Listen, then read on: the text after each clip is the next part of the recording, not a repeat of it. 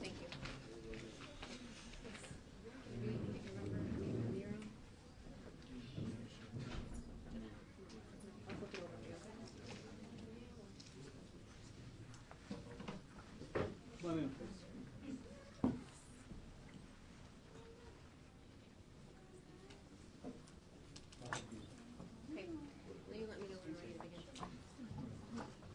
Would you like to come on behind the camera, or you can sit if you don't want to be on the Whatever you want us. Come on in behind the good, camera. thank you. Yes. Come on in, please. More the better. Yeah, You can sit come anyway. on over, That's stand fine. over. You'll be fine.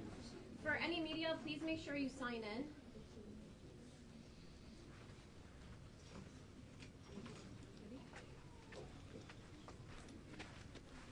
Okay, we're about to begin. Okay. Good afternoon, folks.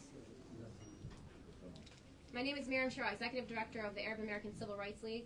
We stand here today in solidarity with the Mashrah family and with all the victims of hate. We are here to condemn the horrific and senseless attack on the 7-year-old Sada Mashrah, an innocent child whose life has been forever altered by an act of unimaginable cruelty, a nightmare no child or family should ever have to live through. On October 8th, Sada was simply enjoying a day at the park with her family. A day that should have been filled with laughter and joy, but instead became a nightmare. The perpetrator came to the park and looked like any other normal person. No one thought anything of it, until he did the unthinkable. The attacker approached her, grabbed her, tilted her head back, and viciously slashed her throat. As if this wasn't enough, he attempted to stab her too. And why? Because she was the only Arab American child on the playground? A little girl in a community park who did nothing but be present?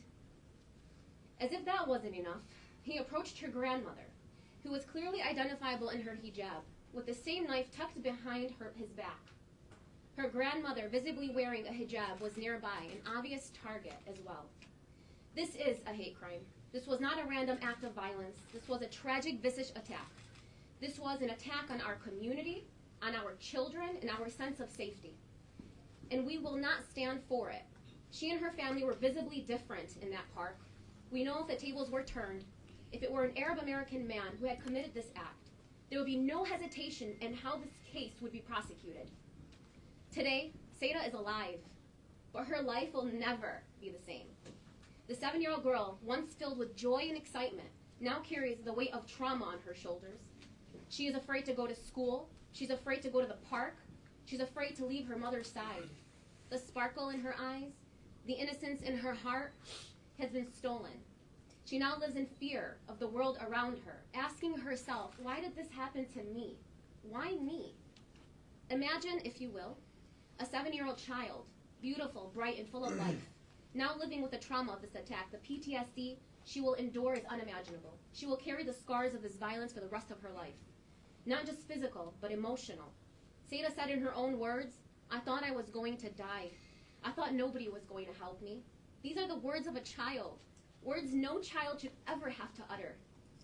We must also imagine what her family is going through. Her grandmother, who witnessed this child attacked for no reason other than her identity, now lives in constant fear that it might happen again. Her father, afraid to leave work, afraid to leave his family unprotected, the mental, emotional, and physical toll his family now has to bear is beyond comprehension. This is not just a crime against one child. It is an attack on our entire community. It is a reminder that hate and intolerance are still present in our society, and we must stand united against them. We are calling on the authorities, local, state, and federal, to take this seriously. We demand that that be investigated and prosecuted as a hate crime and to the fullest extent of the law. Because slashing the throat of an innocent child based on her identity is the very definition of hate. This attack was just a horrific act of violence. It was cruel and unusual punishment inflicted on a defenseless child. It infringes on Sada's constitutional and fundamental right to live in peace and safety. To the prosecutors who claim there isn't enough evidence, we say this. The evidence is clear. This was a hate crime, and to ignore it will only allow hate to continue. Our community deserves justice. Sada deserves justice. Let me be clear. To anyone who harbors ill intentions against our community, it is not the place and it is not the time. We will not allow acts of hatred. and violence to go unanswered. We will pursue justice through every legal avenue to ensure that these horrific actions are met with the full force of the law. Not in our community, not here, not anywhere. To the Mashra family, we stand with you. You are not alone in this fight. We will continue to demand justice to Sada for her future and for every child who deserves to live without fear. I'm going to turn it over to the founder and chairman of the Arab American Civil Rights League, Nabi Hayat.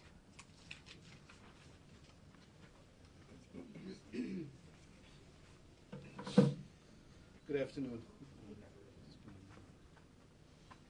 Thank you all for being here. I say this over and over again. I think you guys were in this room last week on another matter, but in all essence, you are the gatekeepers between justice and injustice, and we thank you all for being here this afternoon, telling the truth, to giving the voice to the voiceless, and speaking truth to power. That being said, I can tell you my 25 years of doing this, I've never seen such more horrendous, heinous crime than this individual. Can you only imagine for a second, child playing in the playground, your own children playing in the playground. Man pulls up in a van, walks over your child, grabs their neck, pulls up and slices their throat. You think this is some kind of scary Halloween movie. But for Sada and her family, this is real life. Absolutely horrific. It is horrific. And for anyone just to blow this off as if it's just another attempted murder or what have you is outrageous. The Arab American Civil Rights League is calling upon our justice system, the federal justice, Department of Justice, as well as the state Attorney General's office to take immediate action to charge this individual with not only the charge that they charge him with, but as well as a hate crime. This is clearly a hate crime. The question is, was there a full and thorough investigation? And if there was a full and thorough investigation, they would have learned that on that park that day, simply put, it was Sada, her 4 friends, all African Americans, and her grandma. Her grandma that's clearly wore a hijab, indication of Arab Muslim background. And you look at what this individual did. He did not move left or right to go to any other children. He came straight for Sada. Lifted her face and sliced her throat. And not only did he slice her throat, he then moved to attempt to stab her in the stomach. And this brave young child, this little hero of ours, had the will and the God-given will to kick him and move back, run back, whereby not only then, because of his age, tried then to go after the grandma, who was clearly a older lady of hijab, to try to stab her. It wasn't until all the children start screaming and yelling, and the grandma basically was screaming and yelling, that they scared him to leave. Had it not been for his old age of 73, this girl would not be here with us today. Her grandmother would not be here with us today. So we're saying, like you go after those Arab and Muslims, whether they be demonstrators or non-demonstrators or what have you, when you attack and you charge everyone, go with the full zealousness and fury of the law against those individuals that do hate to this community. We're asking law enforcement on the state and federal level to take all your powers and charge this person with a hate crime. And the state ethnic intimidation, as well as the federal hate crime, is a 10-year offense, and the state is a 2-year offense. As much as you can go and charge these individuals in this community, take all their powers that be and charge those individuals that mean harm to this community. And I know the prosecutor's office mean well, and I know that our friend at the prosecutor's office, Ms. Kimworthy, knows that there's a lot of individuals that, you know, that there's a separate section for the warrants. Not every warrant comes before her table. I'm sure that she's looking at this now and looking at this very clearly and evaluating all of this. And I know that her love and support for this community, she will do the right thing now that she's informed of what's going on over here. We're asking our U.S. Attorney and our Justice Department to look at this close, investigate, send your FBI agents out, look at what transpired here, look at this person's social media, look at this person's phone records, look at this person's affiliates, see whether the motivation was Arab or Muslim in a hate crime in and of itself. We, in this community, feel that simply is enough when you just pull up, go after the only Arab-looking individual and only Arab Muslim grandma over there is simply a hate crime. That's exactly what these laws were meant to do, to protect individuals and add additional charges for this type. Now let me tell you how the last few days have been for Sada and her family. And you get to hear from the mom, the uncle, and Sada in a short second. There was stories out there, with all due respect, by the media that said that this person was released on a $2 million bond. Now imagine you being the family. This is the person that literally grabbed your child, slit her throat. He lives in the neighborhood. And now you think he's out in your neighborhood. What would you do? They've locked their doors.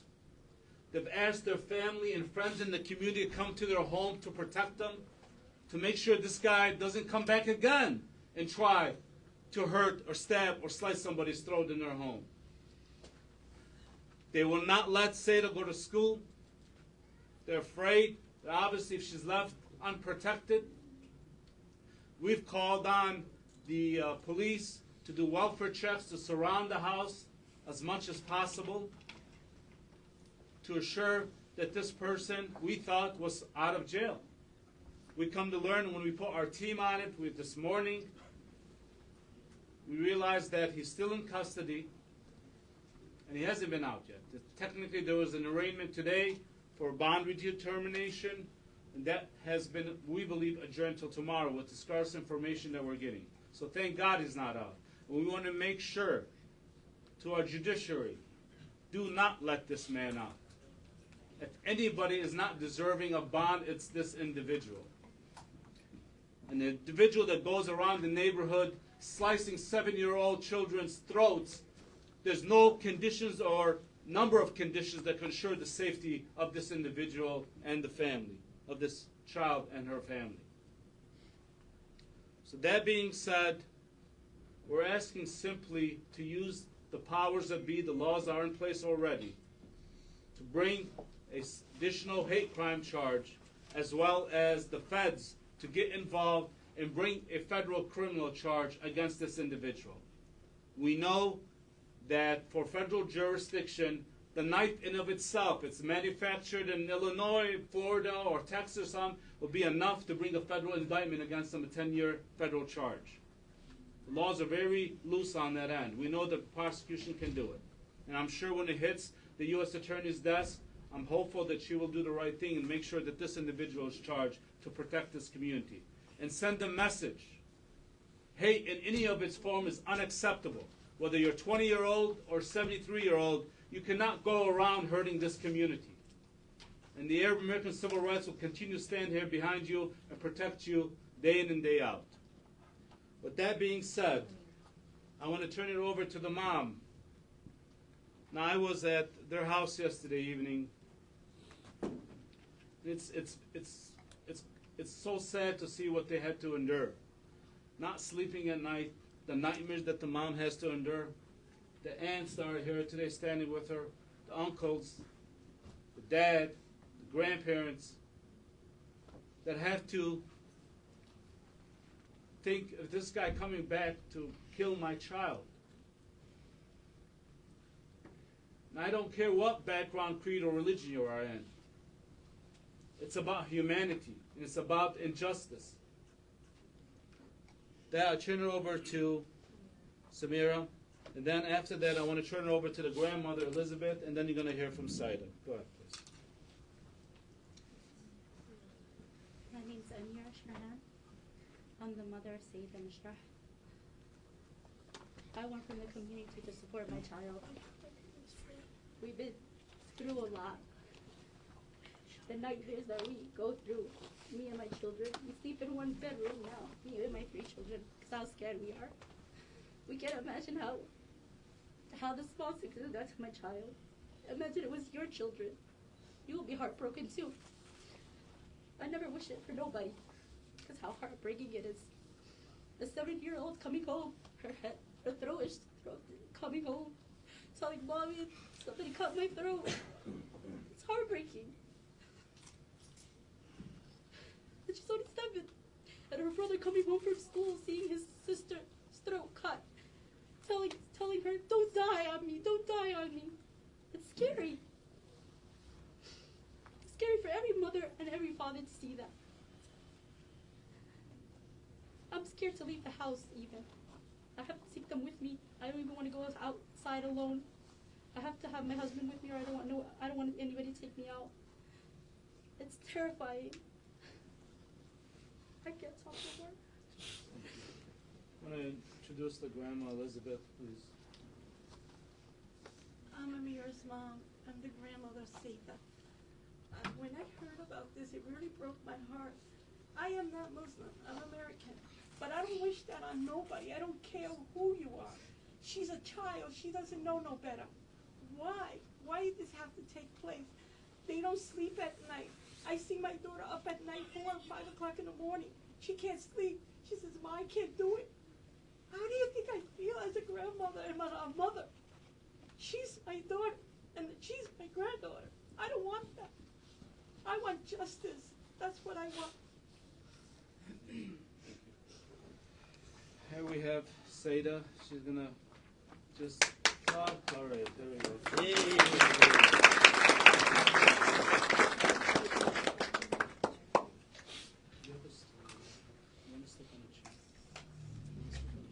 I think you gotta give her a chair to stand up. Yeah. Give her that chair. I don't want to get her one that's rolling. Can I get one one of the red ones? Thank you.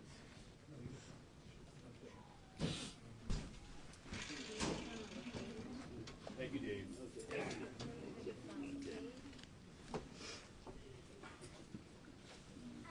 When I came back home, my brother was chasing. When he came out of the school bus, he saw me running to the house. He ran after me to the house, and then first when I went in the house, I grabbed some napkin, and then I went downstairs. Told my mom a guy cut my throat with a pocket knife, and she told me to take off the napkin, so I took off the napkin, and then she went crazy. She had to call the police and the ambulance to come, and then now I feel scared and I don't want to go to school anymore, and going outside alone. I just like staying in my backyard. Tell the media, what do you want to grow up and do?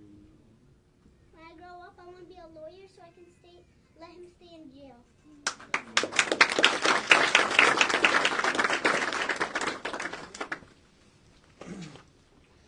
We're open for questions. Oh, the uncle, I'm sorry.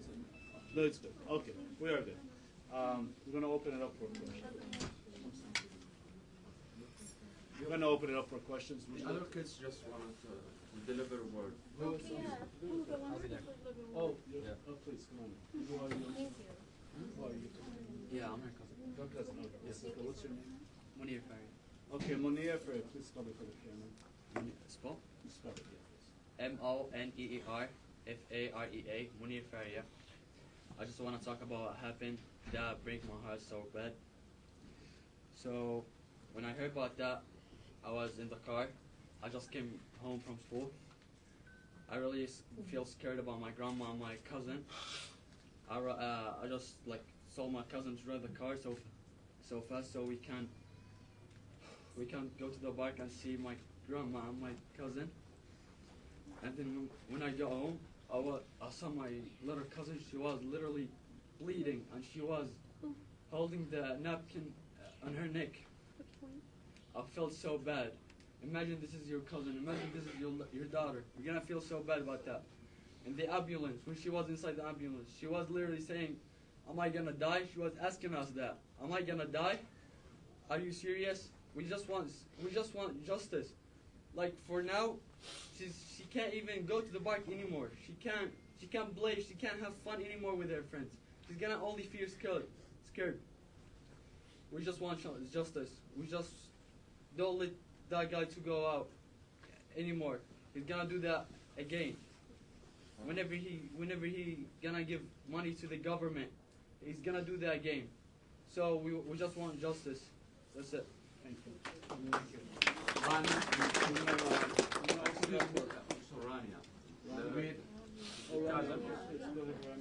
Rania, please say your name and spell it, please. My name is Rania, and R-A-N-I-A-F-A-R-E-A. I was so scared. Then I saw my cousin. She was fighting so much, and I was telling my mom, I'm so scared. And I go to my house. Mama just calling, and my cousin, she's bleeding. And I told Mama, okay, I can't sleep alone. I want you to come with me. Okay, I was outside. I was dad and like that. And I saw my dad in the car. He's going faster. I come to the house and I tell Mama, why my dad is faster? And I was so scared. I told Mama, okay, I don't wanna play with my friends anymore because I'm so scared, and she's bleeding, and I was so scared about her, and she's my favorite cousin. I was so scared. Can I talk now? Yeah, of course. When I came back from school, I saw my aunt was on the floor crying. I saw Sada was bleeding in her neck. She was calling me, it's here. Look at my neck. When I saw her neck, I start crying and shaking. And I keep dreaming about this guy. I keep dreaming about him. And I had one dream. I was with Sada at work. And then he came and he killed Sada, and he started running behind me.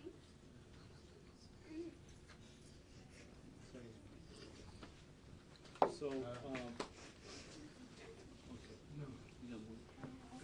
You want to tell me? All right, this is our last speaker here. So, my name is Allah Father.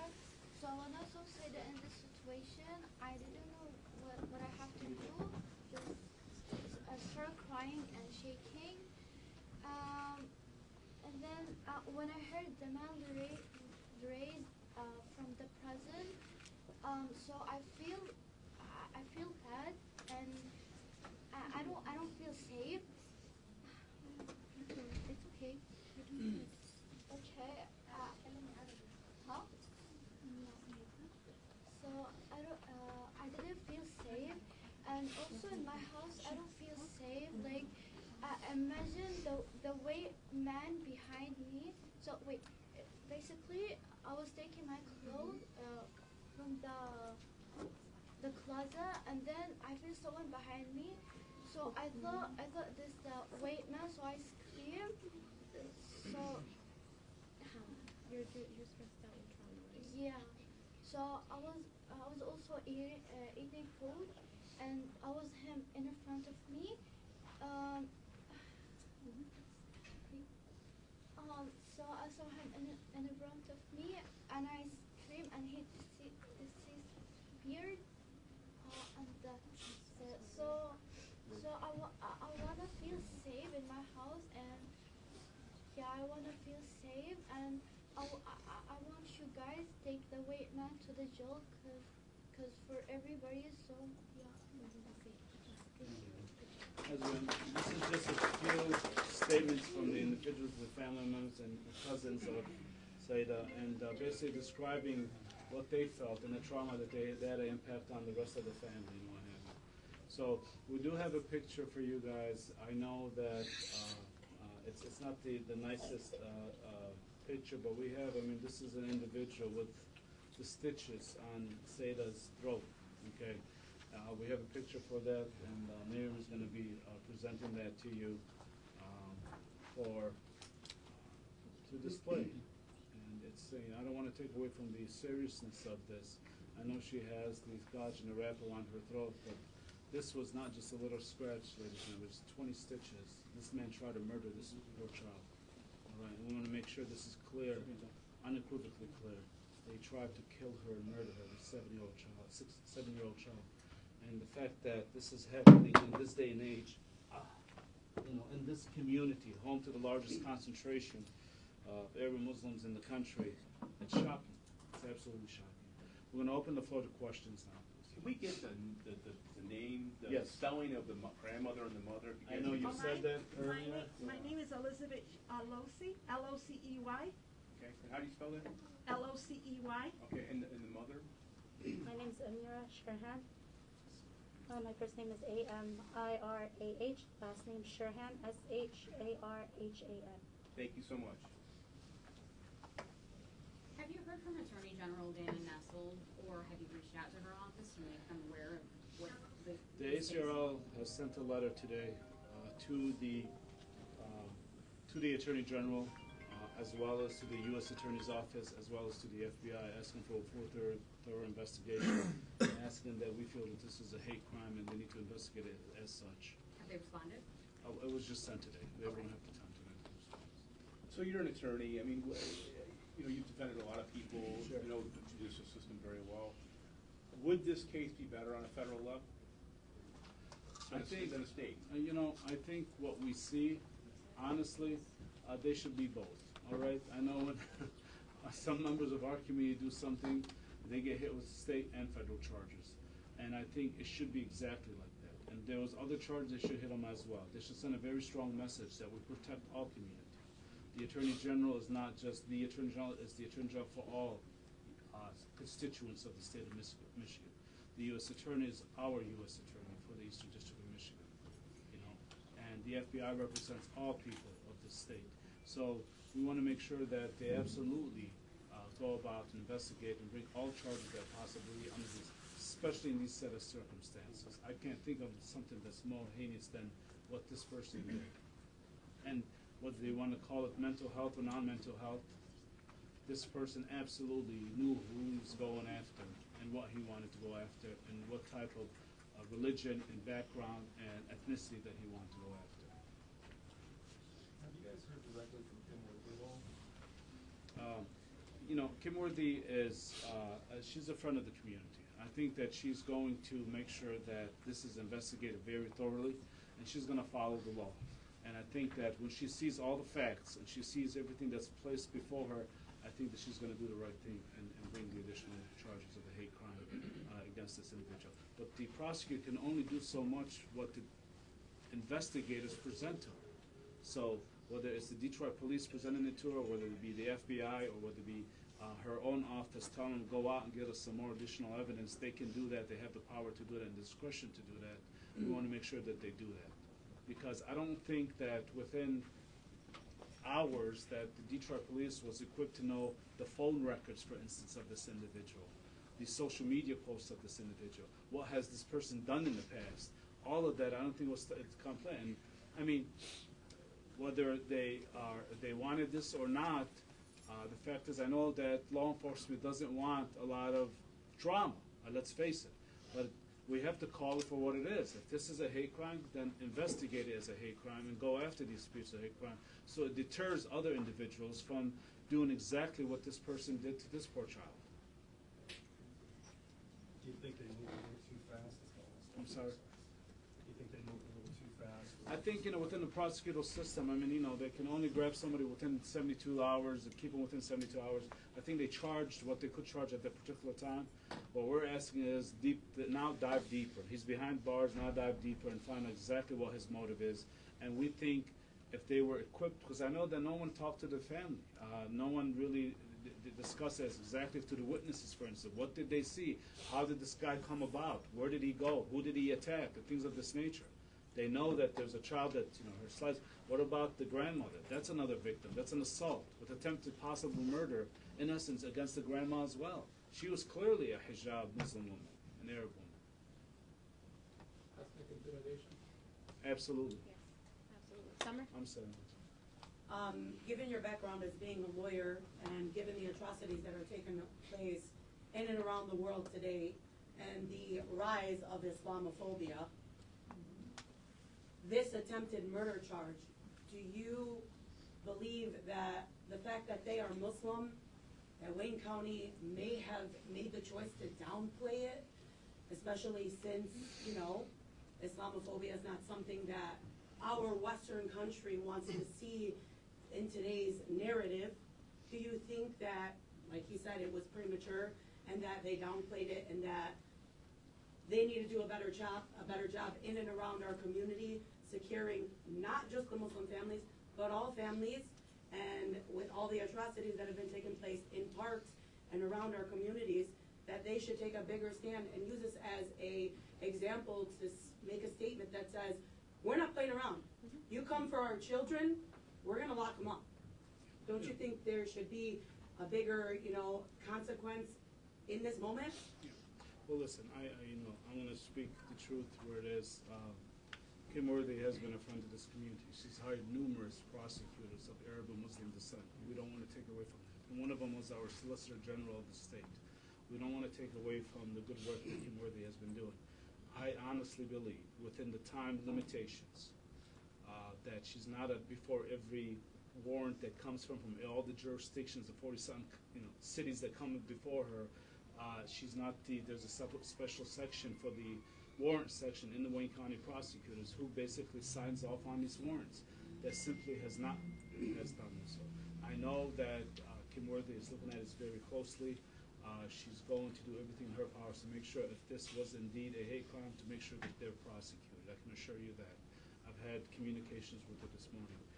But that being said, I'm positive that once this is laid out and you see the true motive of this individual, that a hate crime charge will be brought by the Wayne County Prosecutor's Office as well as the Attorney General's Office as well as the federal agencies. Because it was a group of kids who were Muslim, do you think the Attorney General will charge them with intimidation? Because we had a case where an individual, I don't want to mention names, he went to the synagogue and he just talked to a couple of parents and they charged them ethnic intimidation. So yes, that's what we're asking for. Is no bail. Intimidation. Yes, absolutely. And I don't think she's going to charge them. I think, well, I am the attorney for that individual. Yes, he did go to synagogue. He was charged with ethnic intimidation. He was charged in Wayne County. He was charged in Oakley County. He was charged in the federal as well. And we found him incompetent in the state. We found him incompetent in the federal level. But yeah, he's still in jail. That being said, we're hopefully going to try to get him out in the next couple of weeks. But that being said, yes, the Attorney General, Dana Nessel, you went after charging these individuals that are demonstrating under the First Amendment right in the universities. Absolutely. We're asking that as well. You take the fierce and the vigorousness and the zealousness of your prosecutor's office and charge this individual as well with the hate crime that's trying to harm this community as well. Do you think she'll charge him? I'm hoping that she will.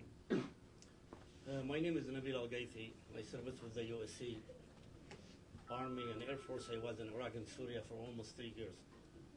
We're not here just to talk we are Yemenis people or Palestinian or Iraqi or we love this country. And I'm sure the judge, he will watch the news today and he watched these kids. This is not Hollywood, this is the kids. What else we do? If we go work with the government in the front line, people still look at bad. We here look at us bad. Please, judge, watch this news 5 times, 6 times. We love this country. Don't watch the TV, what's going on. This fake news. Please, keep him in the jail. Thank you.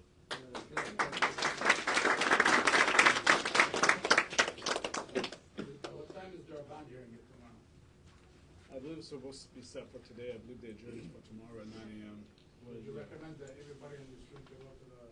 Well, I think he understands somebody that does this kind of heinous crime, even by issuing a $2 million bond, I don't think anybody would think that this person has the money to host that bond. Well, do you recommend, because they can hold, if they have a property, it's $200,000, you can get... Absolutely. I would, if I was the judiciary at that time, I would absolutely say there's no condition or number of conditions that can assure the safety of this community, and I would absolutely deny bond.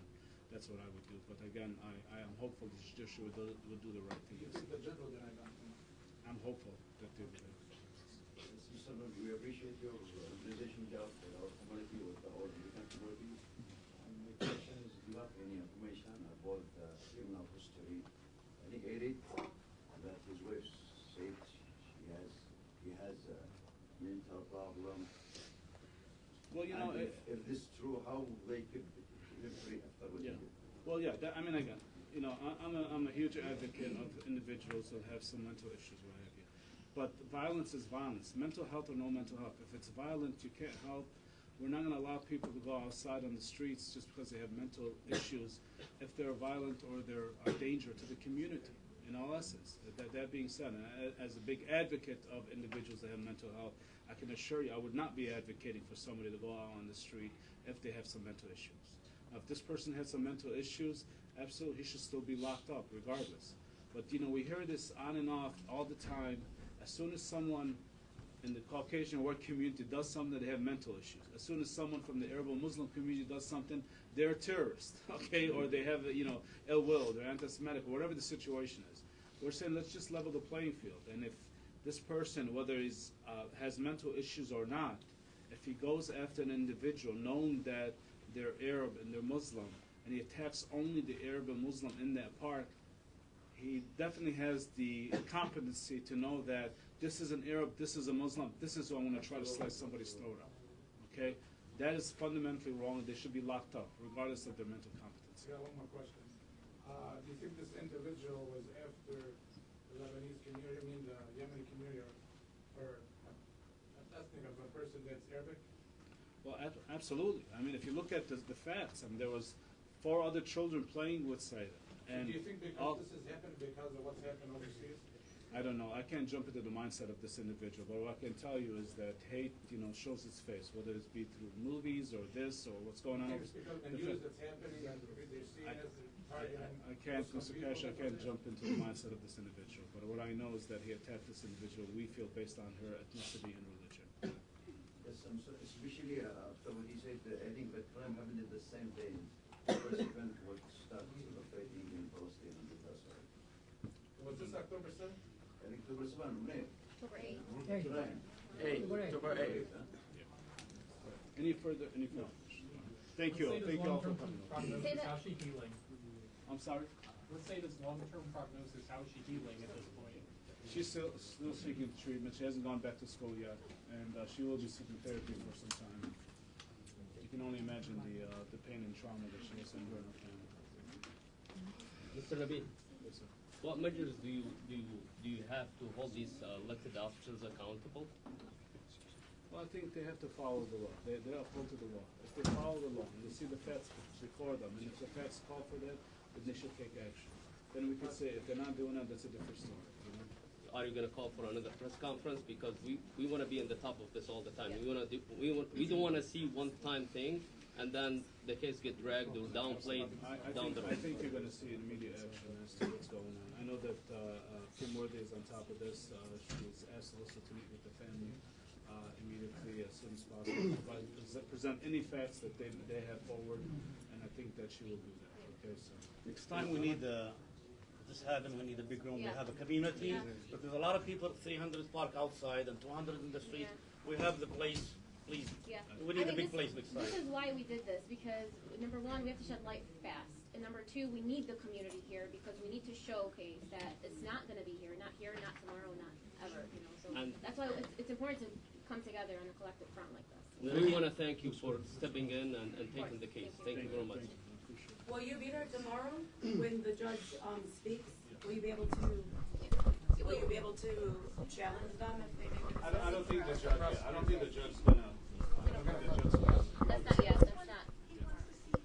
I mean, the only reason I say this is because you are representing Sada immediately, and that's so important that she comes first. But also, you represent each child within this community and around the community. And it's important to lock people like this up, period. The prosecution hasn't been contacted, the victim's advocate hasn't been contacted with the family, that's been also in contact with us. We're letting them know very well that how our position is that this person absolutely should not be. What time's the court date tomorrow?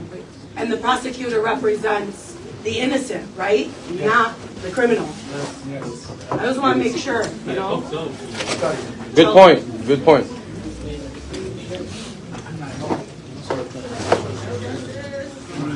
Thank you guys for coming.